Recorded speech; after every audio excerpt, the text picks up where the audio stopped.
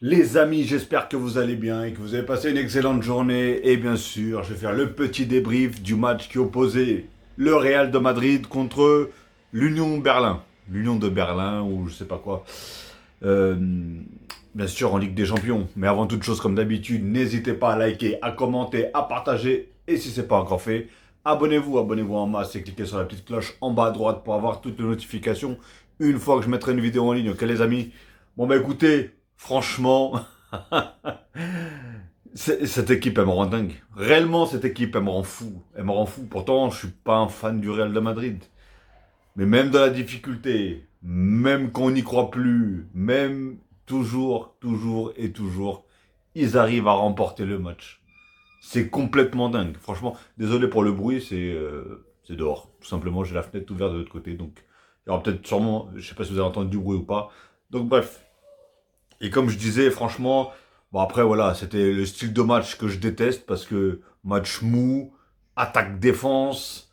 Voilà, derrière, c'était le mur de Berlin, faut dire ce qui est. Hein. Et ils ont réussi à percer le mur à la 94e, 95e minute. Incroyable. Franchement, c'est... Moi, ça y est, je me suis dit, ça y est, ils vont partir avec un match nul. Parce que le match, personnellement, à regarder, il était pas beau du tout. Le Real, ils ont quand même eu quelques occasions, hein. Mais pour vous dire, pratiquement le meilleur joueur du match, c'est le gardien de l'Union Berlin. Parce qu'il te fait quand même deux voire trois sauvetages qui sauvent déjà son équipe, hein. Mais après, derrière, voilà, ils étaient costauds, ils étaient forts. Je savais même pas que Bonucci, pardon, il jouait là-bas. J'étais même pas au courant. Mais bon, voilà, franchement, en tout cas, ils avaient fait quand même un sacré match. Pour eux, on voyait totalement qu'ils voulaient au moins repartir avec un point, avec un 0-0. Ils savent qu'ils jouent à Madrid, etc. Donc forcément, hein, tu pars avec le match nul, tu finis en bas à droite, comme on dit. Mais sinon, bah écoute, défensivement, le Real, on peut pas les...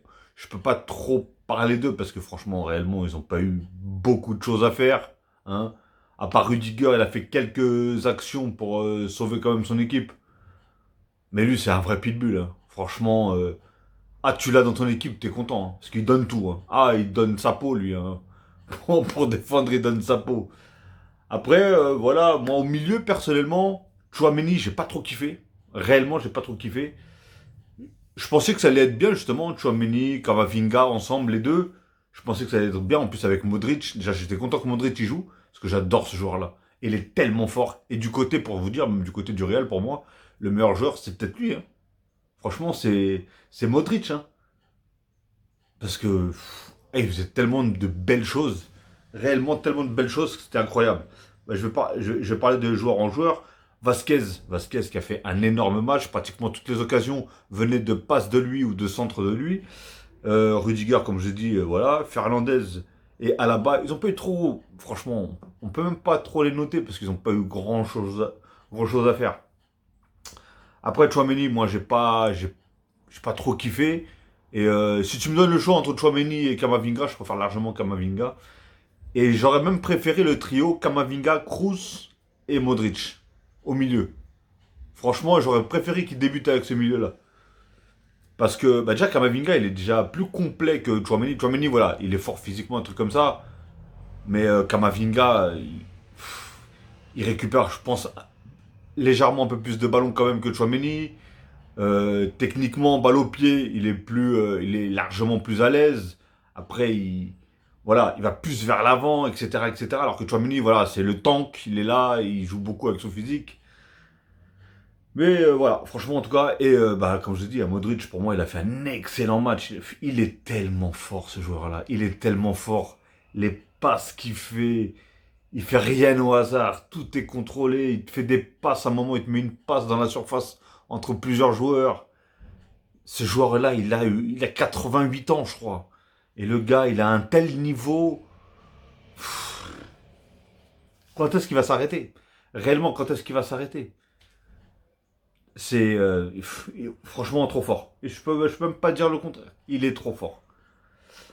Bellingham. Alors Bellingham, malheureusement, en plus c'est lui qui marque le but, hein, et qui sauve encore le Real parce que apparemment, moi je vous dis, j'ai pas beaucoup regardé le Real de Madrid, mais j'ai vu qu'à chaque fois, c'était lui quand même qui sauvait pas mal de matchs du Real, qui marquait le dernier but ou le seul but du match, et que du coup, donnait la victoire au Real.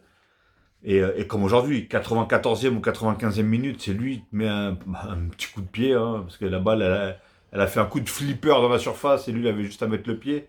Au début, je pensais que c'était même un joueur du Real qui la repousse, mais non, même pas, c'est le dos d'un joueur de l'Union. Et donc voilà, et Bellingham aussi, hein. Et quel joueur. Même si on l'a pas trop vu aujourd'hui, mais voilà, à son âge, la maîtrise qu'il a. Tu dis que tu joues quand même dans un club à pression, Real de Madrid, tu vois. Le gars, il est toujours zen. Il court énormément. Il a un volume de jeu extraordinaire. Autant tu peux le voir en défense que tu peux le retrouver en attaque. Ou sur les ailes. Ou au milieu. En 10, en 8, en 9,5, en 14, en ce que tu veux.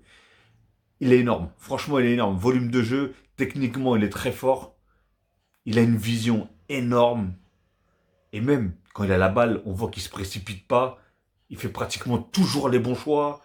Et non, franchement, je pensais pas qu'il était aussi fort. J'en avais entendu parler de ce joueur-là quand il était à Dortmund. J'entendais beaucoup parler de lui. Mais là, j'ai vraiment vu un match de lui entièrement et je le trouve vraiment très très fort. Il n'y a rien à dire. Et pourtant, ça doit être peut-être un des... Je ne vais pas dire mauvais parce qu'il n'a pas fait un mauvais match en soi. Mais voilà, il a tellement été encadré. Et on savait, je pense que les équipes, ils ont compris que t'as pas Vinicius, t'as pas Benzema. Là, tu vas jouer entre Rodrigo, qui est quand même pas mal actif, à un moment il est à droite, gauche, gauche, droite. Voilà, il bougeait énormément dans l'attaque. Et t'as Bellingham. Mais Bellingham, pratiquement 90% des ballons passent par lui, en fait. Et je pense que les équipes adverses l'ont compris. Parce que quand t'avais des mecs comme Benzema, c'est des attaquants ok, mais ils décrochaient énormément. Comment il s'appelle Vinicius, pareil, profondeur, etc. C'est un dribbleur, etc.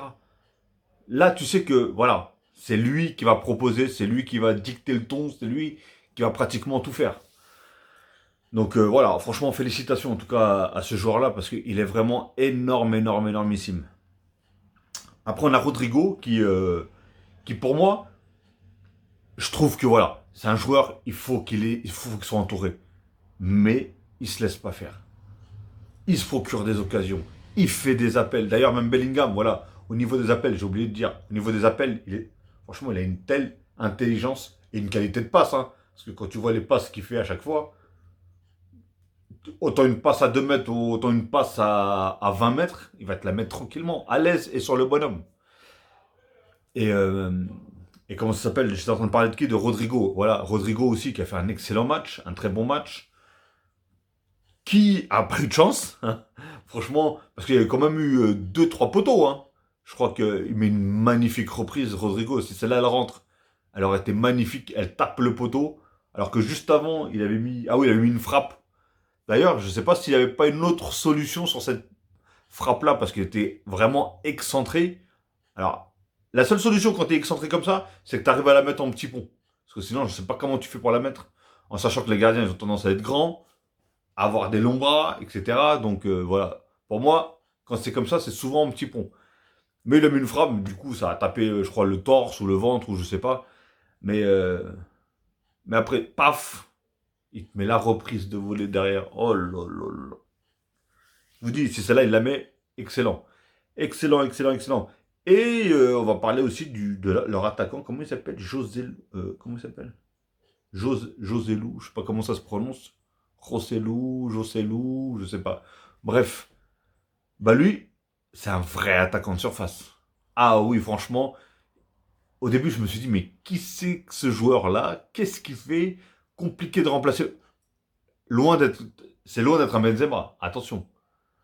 Mais dans la surface, c'est ce genre de joueur, c'est des poisons. Parce que vu le nombre de joueurs qu'il y avait dans la surface, vu le nombre de joueurs qu'il avait sur ses côtes, le gars, il a réussi à placer deux, trois actions, une sur le poteau, une, le gardien, il la sort, euh, une, il passe devant, elle rase le poteau.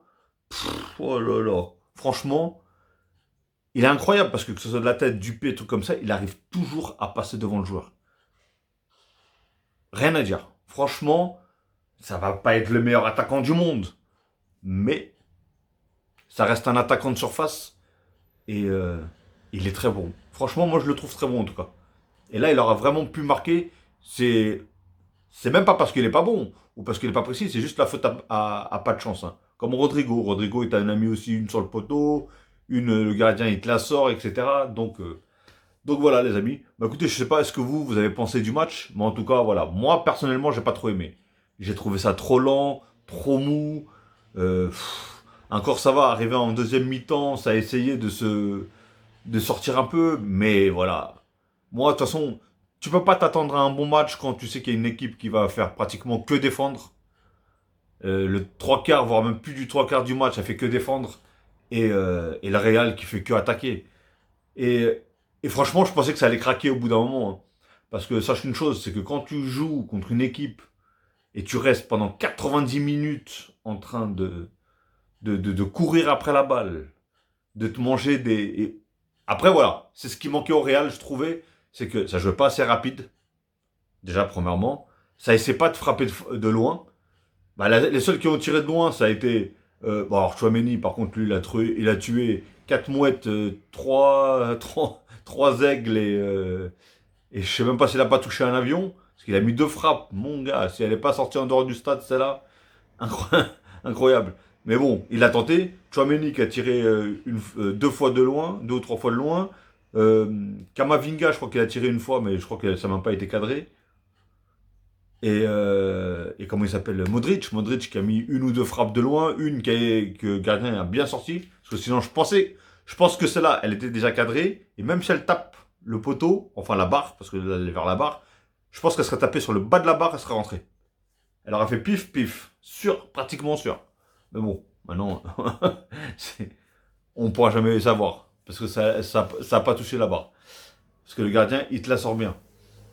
Mais voilà, en tout cas, franchement, rien à dire. Le Real, voilà, ils ont été chercher leurs 3 points, leur victoire.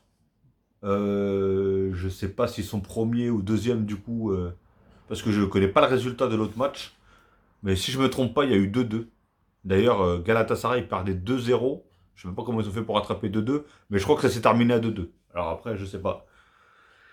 Donc, si c'est le cas, bah, le Real prenne la première place. Tout simplement. Ok, les amis. Bon, bah écoutez, dites-moi ce que vous avez pensé du match, des joueurs, etc. Et de la victoire du Real, hein. Je pense que les supporters et les fans du Real bah, doivent être heureux, hein. Même si le match, il a été un petit peu... Voilà, il faut dire ce qui est, hein. S'il faut être objectif, le match était très moche. Faut dire ce qui est très moche. Et, euh, et pas spécialement à cause du Real, hein, mais à cause du fait que attaque-défense. Et quand c'est comme ça, bah, c'est que le match il va être endormi. En plus, si derrière tu mets pas de pression, tu mets pas de... Voilà. Ok les amis, sur ce, je vais vous souhaiter une très très bonne soirée. Je vais regarder le deuxième match. Une grosse affiche. Après, est-ce que ça va être un gros match ou pas? Souvent, il y a eu des grosses affiches, mais les matchs étaient vraiment nuls. Donc, bah, c'est le match hein, que oppose Manchester United face au Bayern. S'il y a quelque chose à en tirer de ce match-là, je ferai sûrement un petit débrief après. Ok, les amis. Sur ce, bah, bon match pour ceux qui vont regarder l'un des matchs de ce soir de la Ligue des Champions. Sinon, bah, passez une bonne soirée ou une bonne journée, tout dépendra alors que vous allez regarder cette vidéo. Et je vous dis à la prochaine les amis, ciao, et prenez soin de vous et prenez soin des vôtres.